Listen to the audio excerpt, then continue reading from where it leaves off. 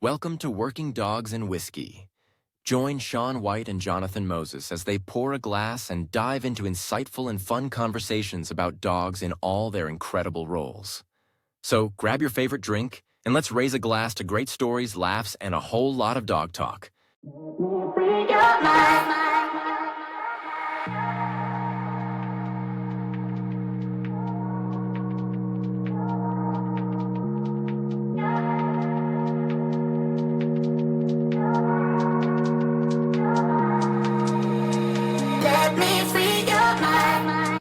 Welcome back to another episode of Working Dog and Whiskey. I'm sitting here with my co-host, Jonathon Moses. How you been doing, man? Be good. Busy but good, man. Busy is good, as we've been talking for the last couple of months. I know we went on a quick hiatus. It was a strategic hiatus, but yeah, now you're finally, you graduated the Sheriff's Department, right? Yeah, the Criminal Justice Academy for South Carolina this past Friday, a week ago, almost a week ago, yeah. I've already on. All right. Well, you're here in front of us, so things are going good enough, we'll say. Yeah, they're going, learning. That's all you can do, man. Just keep your head on the swivel and be safe out there, dude. That's pretty much it. Yeah, so with that being said, I know you're kind of crushed for time because you got to be up at 3 a.m? Yeah, you gotta be ready to roll at 3:30. So we'll go ahead. We'll jump straight into it. That way we're not wasting too much of your time. And I'm pretty sure the audience would appreciate the less banter about our personal lives. So picking up from, I believe it was episode 19, or at least, episode 19. Our last guest that we had on was A-Rod with ORO K9. So out in Texas. But one of the things that he kind of mentioned, and I'll paraphrase what he said, but he was basically alluding that he got things wrong the first time more than he got it right on the first attempt. And he was speaking in regards to letting handlers kind of, in some ways, self-discover, figure out their path. And then when they get it wrong, if they get it wrong, he's there to help coach and mentor them. And so one of the things that really stuck out to me is within the industry, and I mean, I'm sure it's across, any industry really, but in canine, it seems to be very, very strong. And that's whether you're doing pets, doing sport, working dogs, police dogs, probably even service dogs, man. There's a strong ego and everybody has to be right. Once you're in front of the camera or once you're in front of an audience, you have to be right. Like you can never get it wrong. And I think we don't spend enough time talking about, one, the merits of getting it wrong, just in general, even if we're not talking dogs. And then two, just letting people know that human side of you. Like I want to really touch in on some of the theoretics of getting it wrong and why it's good in some ways. And then a couple personal testimonials, and then we can wrap it up with maybe the dog's perspective and what the dog takes from getting things wrong in training and allowing that to go. Yeah. I think you kind of hit the nail on the head. I don't think across any profession, anyone really wants to be wrong, or they get in front of a crowd and they try and prove a point or they'll argue a point. Sometimes even when they know they're wrong, the emotional side can kind of get in the way. But I feel like we learn the most when we get things wrong. There's that saying, don't do it till you get it right, do it till you can't get it wrong. We learn a lot when we get things wrong. That's where pretty much all of our learning occurs. If someone's getting it right all the time, then they're probably just not trying something new or trying to progress forward in any way. Yeah, and you're 100% right. And one of the notes that I took on this, and we'll dive into that, is the complacency with being right for so long for extended periods of time. So for me, I know if I'm constantly getting it right, like there was a point at Lackland in particular where I was getting things right. Like most dogs, I could diagnose and prescribe a training method for them. And even how I was teaching people, I'd bring a whiteboard out. If you were new, I broke down Pavlovian theory the same way every time. I had my system, right?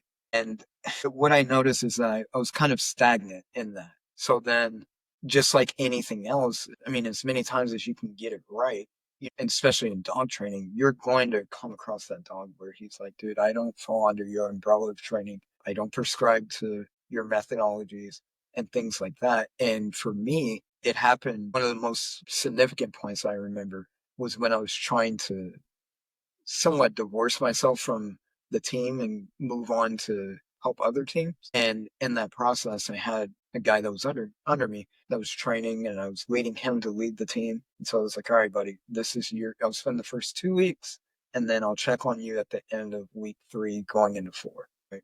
And God bless Matthew. He did his hardest, and he knew what I wanted to do, so he didn't want to nag me. And I think it was around week 4, knowing me. He was like, dude, I really need you to look at this.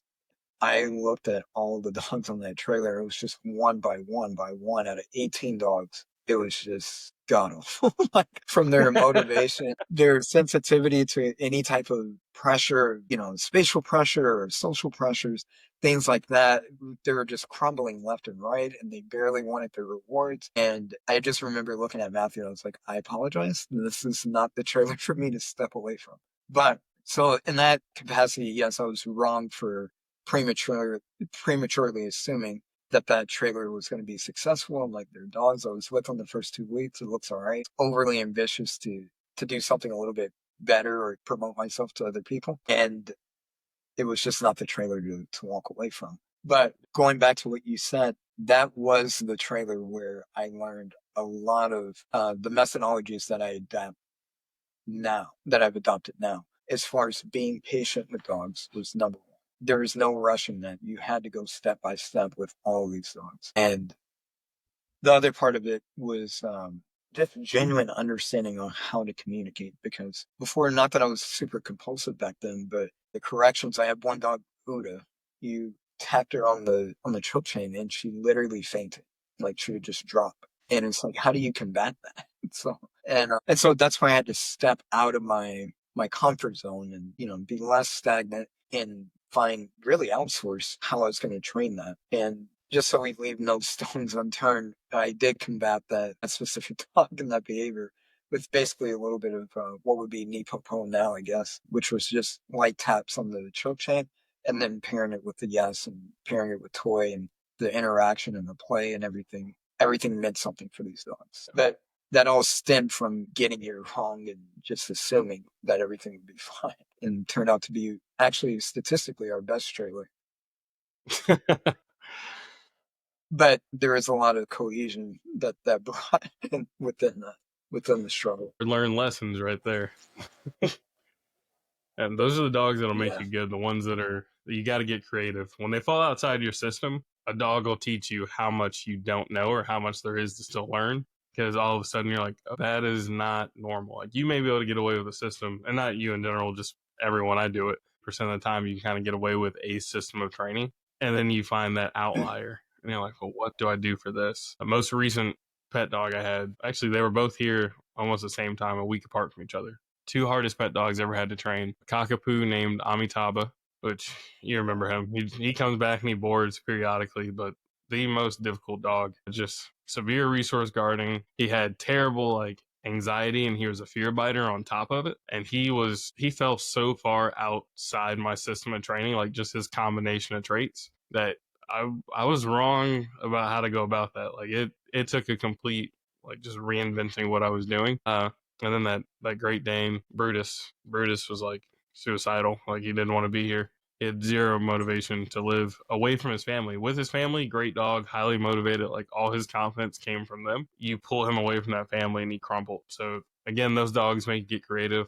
Like I said, everything has to get paired with a reward at that point. And you have to try and make all these little things that you would think would be innate positive experiences and change the dog's perspective. And I've been in situations like you're talking about where you're like, hey, I need to distance myself. I'm trying to learn, grow.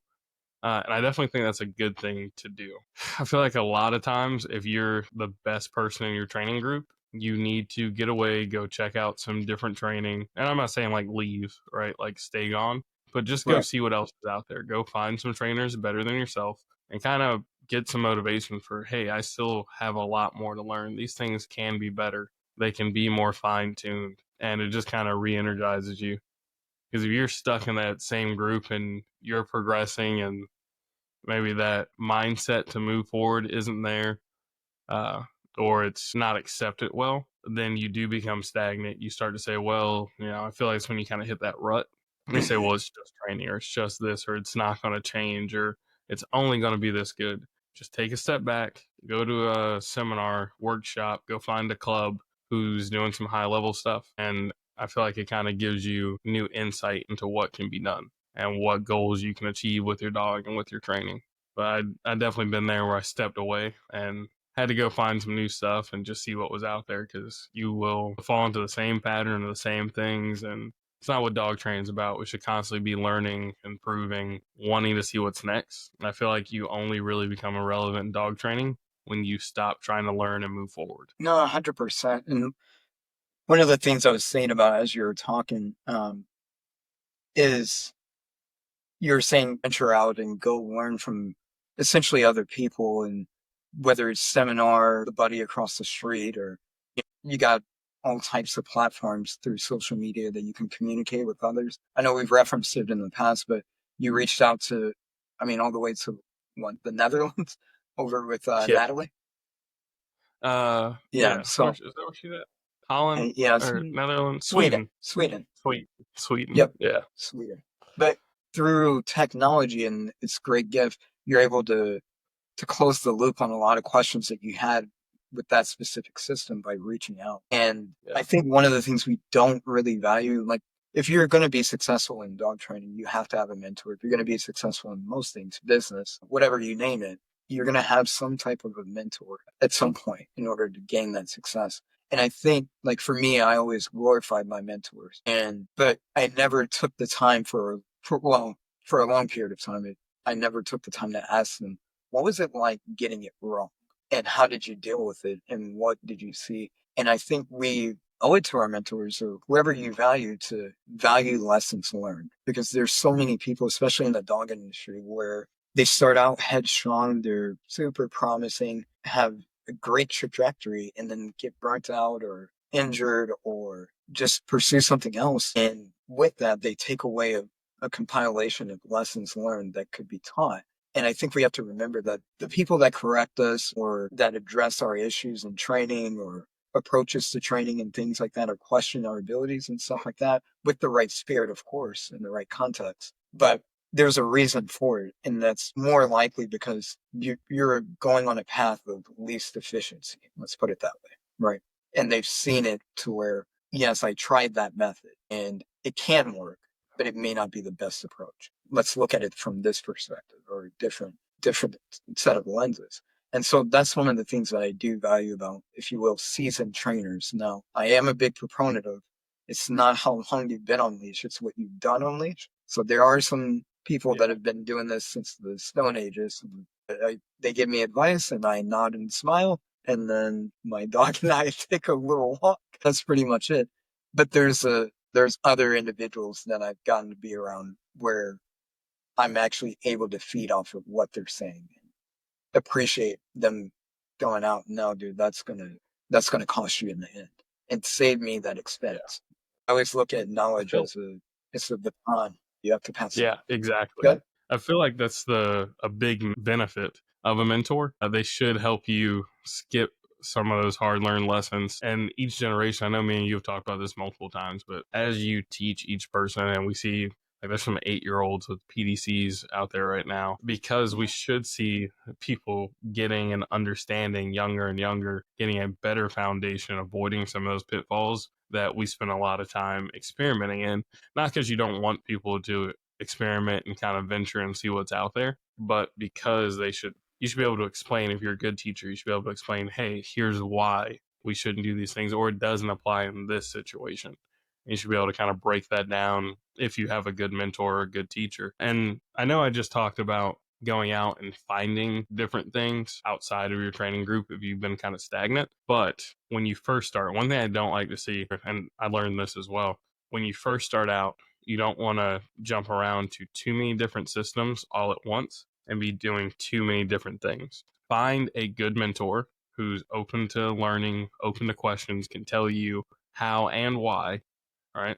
And make sure it's backed. An actual reason, not an emotional reasoning behind why this is happening or why this dog is doing this thing. But find a good mentor, see a system through, know that system start to finish, perfect what you can, and learn within that system. And then at that point, if you're stagnant within your group or you feel like, hey, I've kind of plateaued and reached this level, now go out and start to kind of pick up some different things, figure out who you can learn from, different events, and so on. So a good mentor is fantastic. They should be able to walk you through some foundational skills and a system to start with, and then you should be able to make it your own. I know that's something I really look for, is who can give me some good skills, and then how can I apply what I know to it and then learn from it. If you come across a mentor who's like, hey, nope, there's nothing else out there, don't ask anybody else, don't go to this place, avoid that stuff, that doesn't work, and they can't give you a reason, it's a red flag. Like, that's probably not somebody I want to learn from. I want someone who's open and can tell me how, when, why, where, right? And they should be open to new ideas and kind of constantly seeking knowledge and gaining information as well. You should be a perpetual student. Yeah, 100%. And that's, I think Pat Nolan put it pretty good as far as when it comes to dog training. And he was basically saying, if paraphrasing again, but if dog training was perfect, nobody would be able to do it. And I think we missed the mark on that one, is understanding that part of the journey is getting it wrong. And yes, we try to mitigate that out of respect to the dog and the detriment of the dog, but we want to make sure that lessons learned are actually learned. And so, and then it's just not going to be perfect. Like the way I trained to sit in 2014 is way different than what I would do now. And you have to be, I wouldn't say aware when you make those mistakes. I think that is probably one of the worst mistakes in dog training, is if you mess something up, but you're unaware. And when I say unaware, that's multifaceted, in my opinion. There's a cognizant. I'm not going to acknowledge that I was wrong because I'm in front of a certain crowd, or I'm in front of a certain audience, or whatever the case may be, or because the camera's on me, or just even if I'm by myself, I just don't want to accept a different alternative. And that's a very distinct and cognitive thing to say, hey, I just don't consciously choose not to be aware that I'm wrong. And then there's the subconscious, where you just don't want to accept advice, right? Or you're not open to criticism, and you just kind of flow through your system because it does work in the end, and you don't really care about efficiency. And so there's degrees to that, to me, that correspond with you. Essentially, you're putting a glass ceiling on your learning capacity, if you will.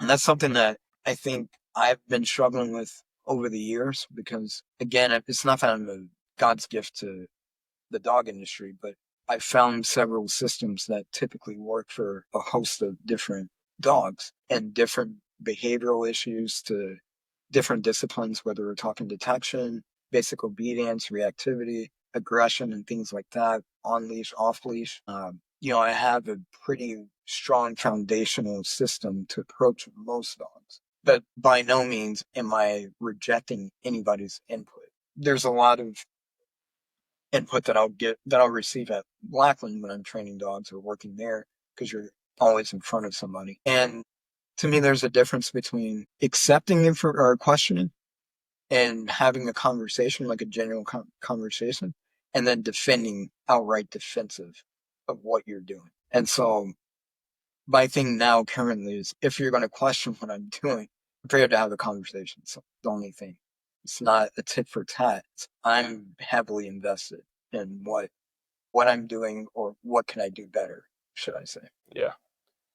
You said something there that really jumped out to me, because a lot of people do a lot of things wrong, whether it's intentional, unintentional, or they're not aware of it, or they choose not to change it. And a common response is, well, my system works, right? One of the things I feel like in dog training, you can make a lot of things look good up front and cut some corners. Like, you can cut some corners pretty drastically and get away with a lot of it when you're asking for very simple things, right? And with pet dogs, it happens a lot. I do it. A lot of trainers do it. I don't train. Like, I got a bulldog in here right now. We're about to work place and down and all that. I've got him for 2 weeks, and he's going to learn sit down, come heel, stay place. I would consider it cutting corners, because if this was my own personal dog and I had to teach those 5 things, I would spend a year teaching them. I'm still teaching these things to my dog, and I've had them for longer than a year. But we learn how to kind of make do with very simple things, and we can make it kind of black and white to the dog and kind of cut some corners. The more complex the task, the more we start to ask from the dog, especially as a dog, either it just has to do something multifaceted, or if it's a dog who's just not genetically there, like it's got a lot of genetic deficiencies, you will see training start to fall apart because now it's more complex. We have to look at it and like a layered approach. So yes, your system may work, but how in depth are you going with that system? How far can you go with that system, and how quickly can you get there? Like we talk about the purely positive trainers all the time. It can work if I've got 6 months to a year, maybe, on certain things, some of these behavioral cases or some of these more extreme cases, or I couldn't imagine trying to do some of this bite work and control and obedience purely positive. It take a lifetime, and as people, we have timelines we have to achieve. There's just outside pressures. Time is a big pressure, but you can say your system works, but I challenge you to look at your system and say, okay, but am I doing it in a efficient time? Like you were saying, could it be faster? Could I do this better? Or if you're competing in sport, you start looking at some higher levels, or you start messing with police dogs and you say, okay, my dog can perform great in this setting, right?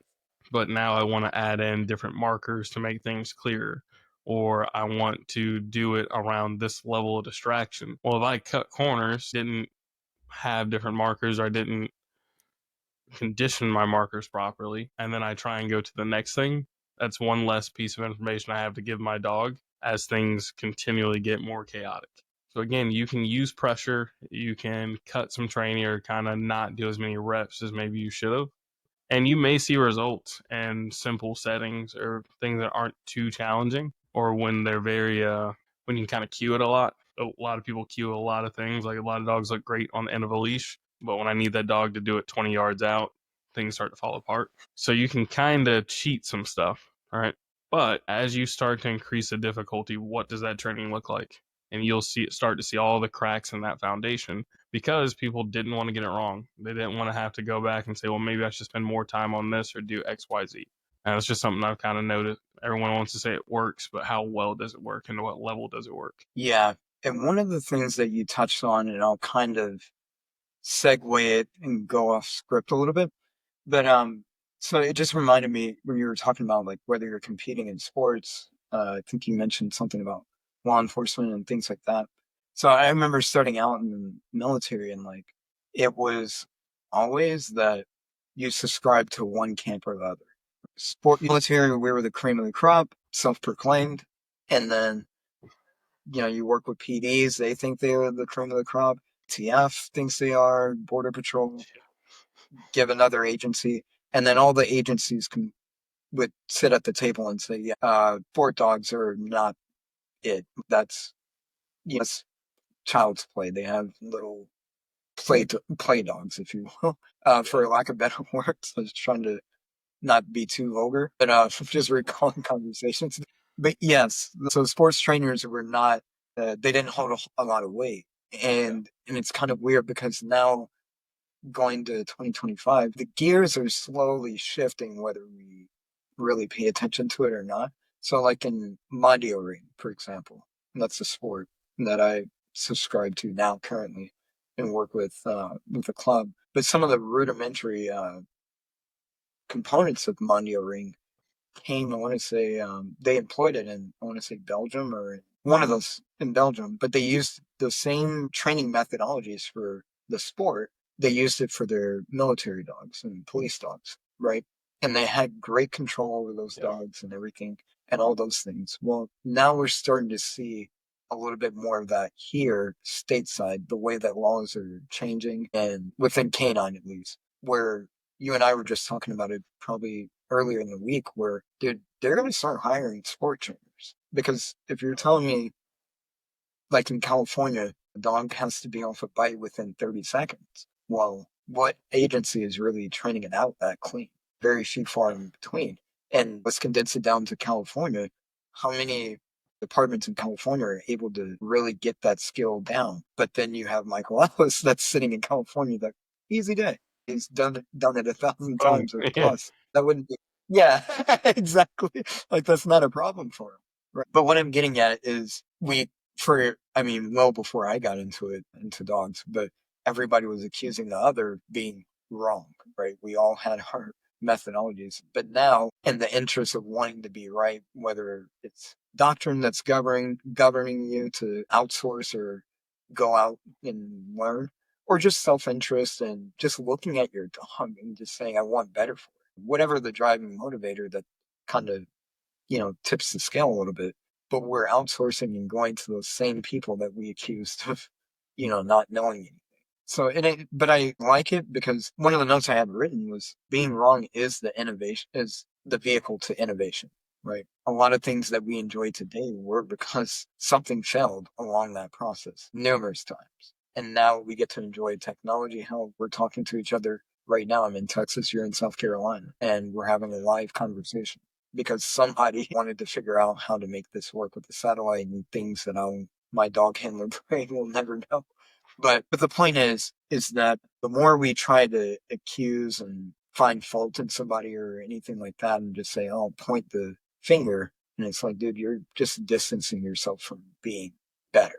It's ultimately what you're doing. 100%. It's failure is where all the learning is done. Things I get wrong are 100% where I come back and learn the most. I know how to move forward. It gives you direction.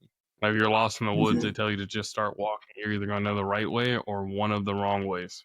So you have to kind of go through that process of elimination and learn. I think even Yeah. we look at the dogs, like we look at negative. Mm, Go ahead. no, you're good. You're good. So we look at the dogs and we kind of look at like negative punishment where we get the dogs to really think about, okay, why didn't I get what I wanted? Why didn't they succeed? And they do think about it. They learn. They say, okay, how do I access what I want? And that comes through failure. They didn't get what they wanted. And they say, how do I prevent that from happening the next time?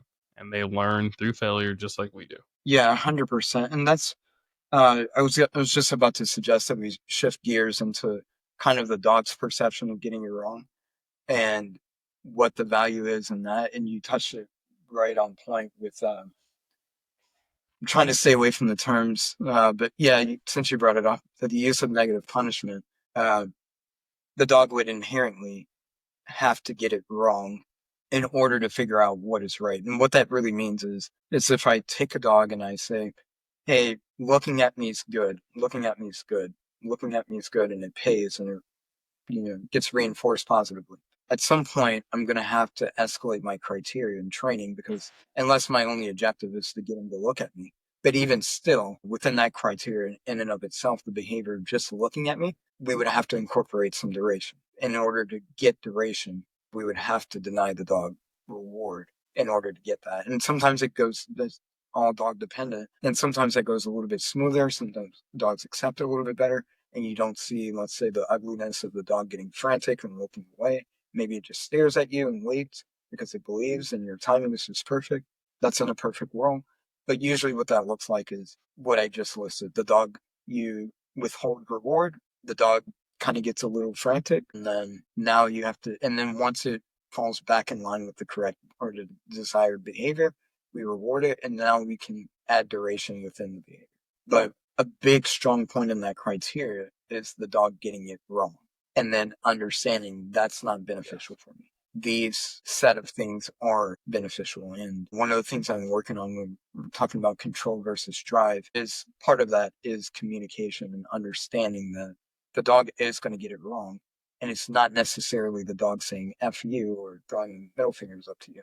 A lot of it is either the dog A believes that it is doing the right thing, or B, it's actively trying to figure out what the right thing is, depending on the stage of training you're in. But I think that's a big part too, as far as if we're putting it back in the umbrella of being wrong, our perception of what the dog's true intentions are, we're often pretty wrong. And that's one of the things that kind of strikes a chord in me is we mislabel dogs. We say that, oh, they're stubborn, they're dumb, or the classic, he knows it. And it's like, dude, if he knew there's only two forms of that we're going to work through, or two systems that we're going to operate within, it's positive reinforcement, or let's just say punishment, right? Because he technically knows it. So if he knows that if I don't comply, at the end of that is punishment, but if I do, potential for reward, but he chooses punishment, that's not him saying that he wants punishment. And I have a whole explanation on why dogs quote unquote fight and everything. That's a subject for something else.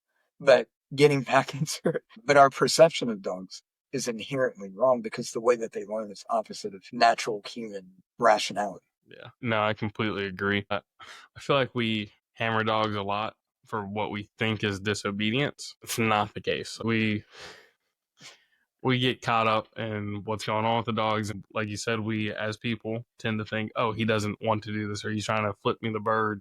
He's just blowing me off, or he's stupid. Like you said, all these other things, he knows it. I know we've been talking about that one for like 3 years now. I know he knows it.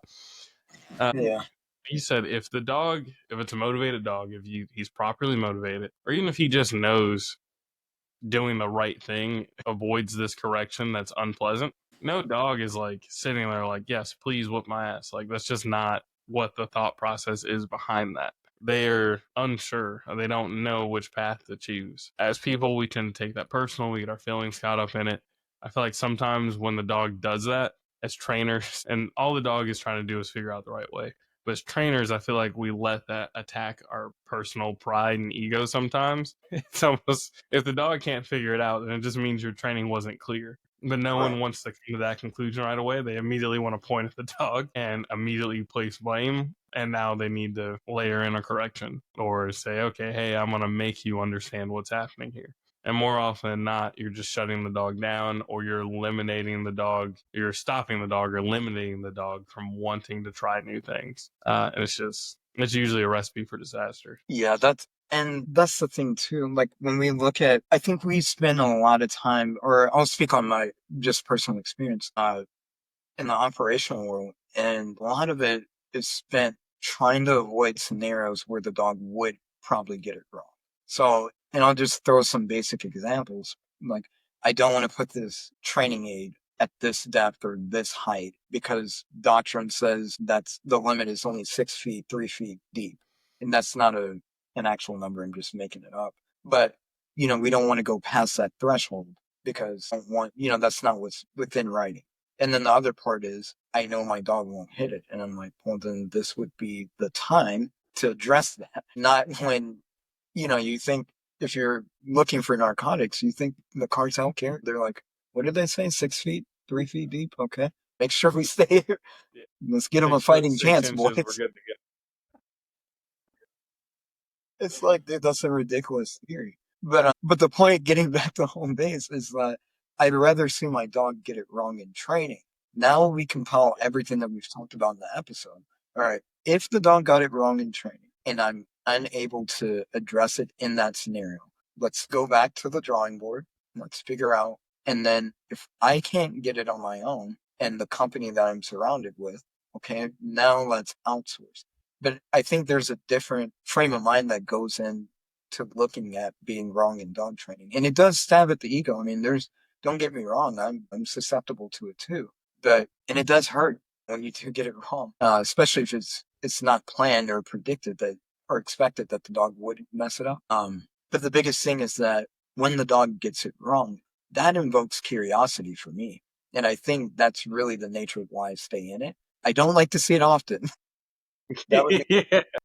but it's the one dog on the trailer. It's the one pet dog that I get, or it's the one whatever service dog that can't figure out how to flick the light on and off or whatever. Just whatever the case may be, that's what keeps me in it. It's not the dogs that get it right all the time. I'm like, dude, that's great. Boring. Yeah, now we're a factory for sure. We're just producing and now I'm looking at other things, monetary gain and all this stuff, or some type of self promotion on look what I can do.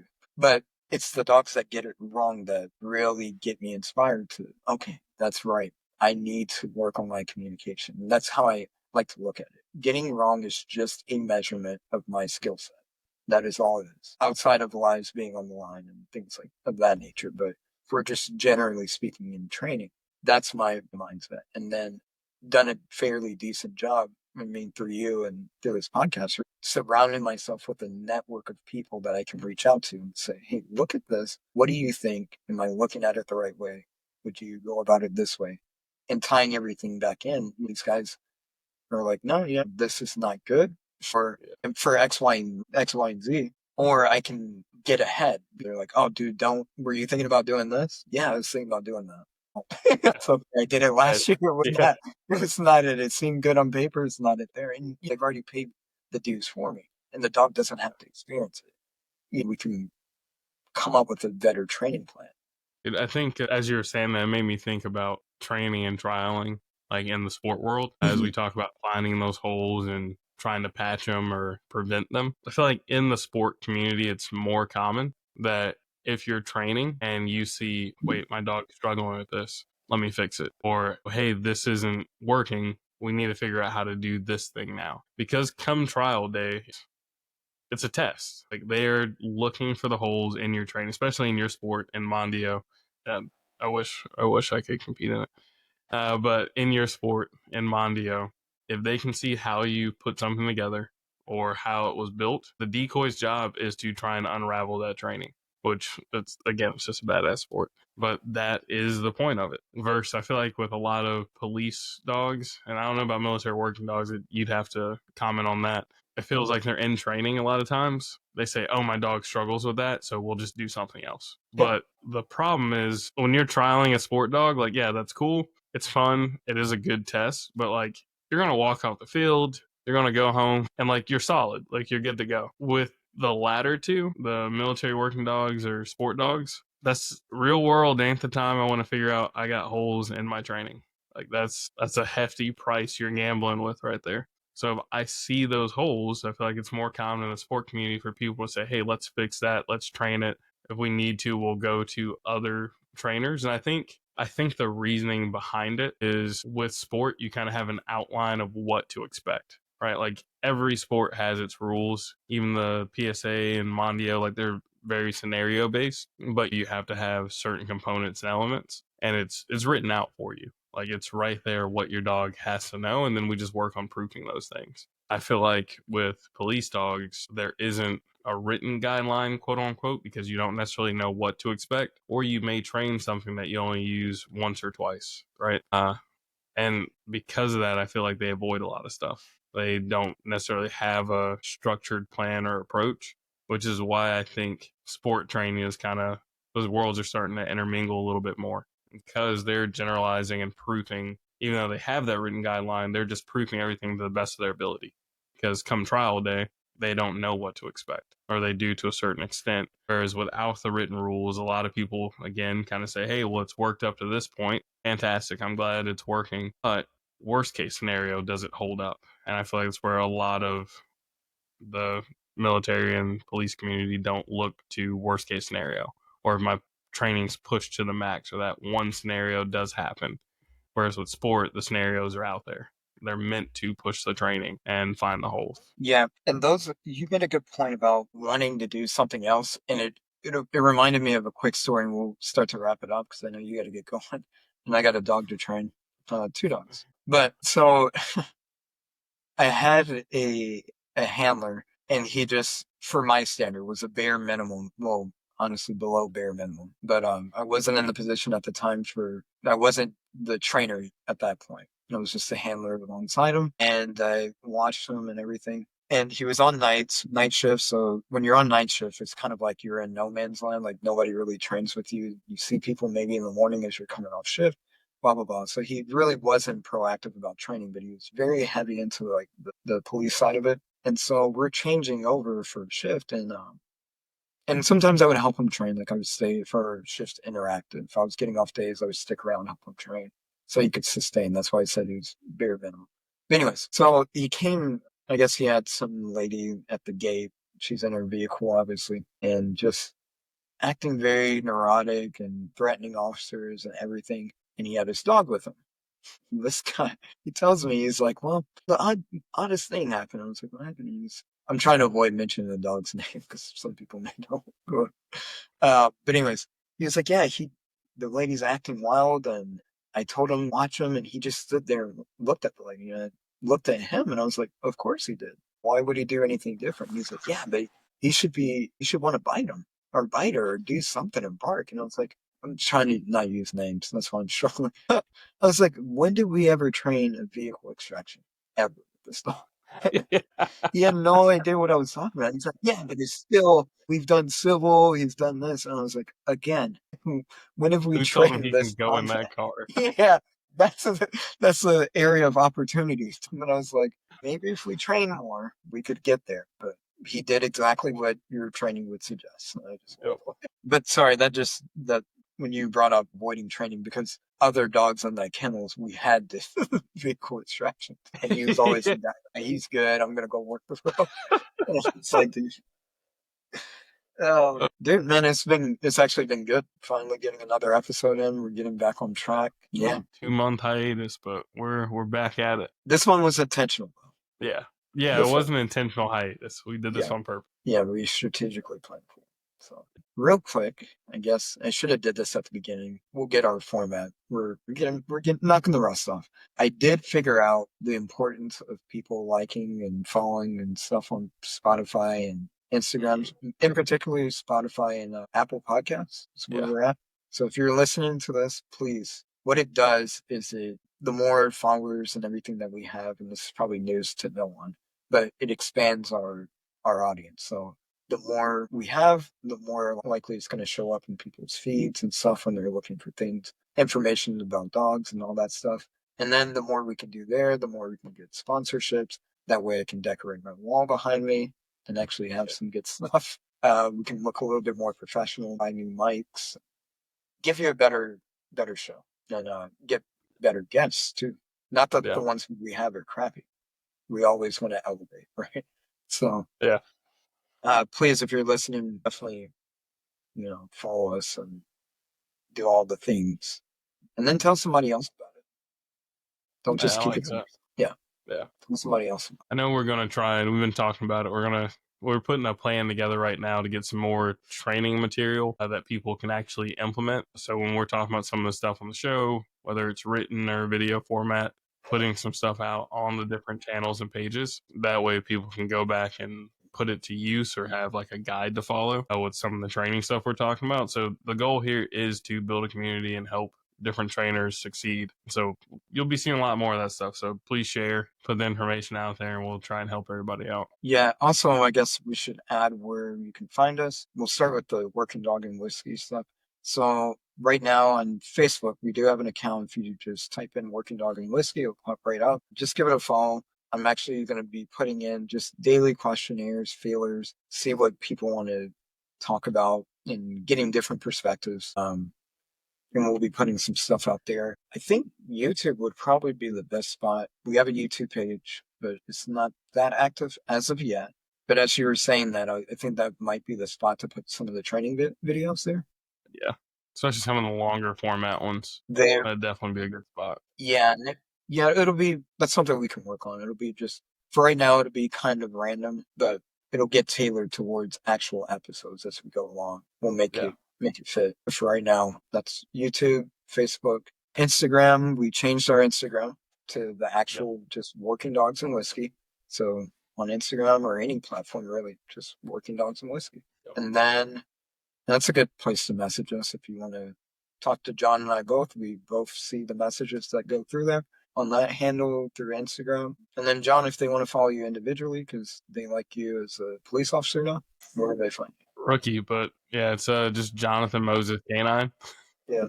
Okay. All right. And where can they find you at? Same, Sean White K9 on Instagram. But no, man, it's been really good getting back into it, getting into a groove, a system. Yeah. No technical difficulties. Yeah. All right. Yeah. Normally we have the banter up front, but we won't do it now. Dude, that was such dog shit. I had like 4 different times. Yeah, there is and then the one time you had it right, I was in Indiana and I didn't have a mic. It wasn't meant to do. It truly wasn't. No, I think that's when we were like, we're just calling it a hiatus and call it good. Yep. It would just prove, because we tried to push through the hiatus. We were like, no, we can do it. And the equipment did not allow us. So we were like, what? This is a sign. We're just going to wait, like we said, and we'll call it good. Because it was rough. We're getting mad at our computers. Yeah, I was getting pretty frustrated. And I'm pretty slow to anger, but I don't know what it is about technology. That's because it says it's supposed to do one thing and then it just didn't work. I think for me, it's I give it way too much credit, or maybe I give myself too much credit. I don't know, but something's not jiving there. Because I'm like, for all this to make life easier, as I'm sitting comfortably in a chair, but I stress out so badly about that. Technology and art, those are the two things that like really good No, missions. like I appreciate art, but I'm not a practitioner at all.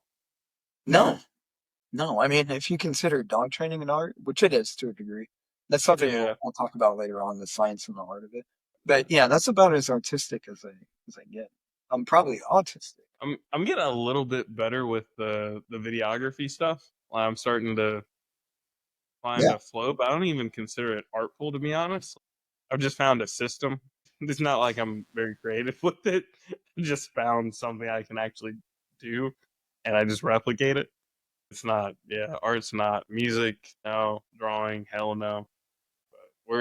We do dog training well. That's all that matters. No, yeah. Hey, but Till you those know what? 8-year-olds pass us up. Yeah, no, we're just got to get it wrong until we get it right. That's all it is. True. Yep. There we go. Yeah, Full circle. very full circle. All right. Well, that'll do it for another episode of Working Dogs and Whiskey. Until next time.